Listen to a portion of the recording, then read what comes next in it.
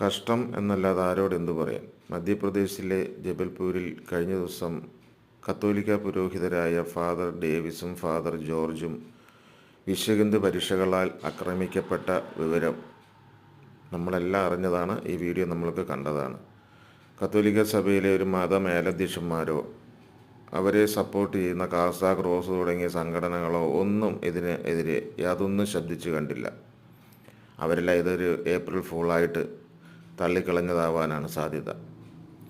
എന്തായാലും ഈയൊരവസ്ഥ തുടരുമ്പോഴും ഈ BJP സഹോദരങ്ങളുടെ തോളത്ത് കൈയിട്ട്, അതായത് അമിത്ഷായുടെയും മോദിയുടെയും തോളത്ത് കൈയിട്ട് നടക്കുന്ന കത്തോലിക്കരോടും മേലധ്യക്ഷന്മാരോടും ഒന്നേ പറയാനുള്ളൂ: നിങ്ങൾ ഒരു പുനർചിന്തനത്തിന് തയ്യാറാവുക, അല്ലെങ്കിൽ നാളെ നിങ്ങളുടെ അവസ്ഥ ഇത് തന്നെയായിരിക്കും. ജയ് ഹിന്ദ്.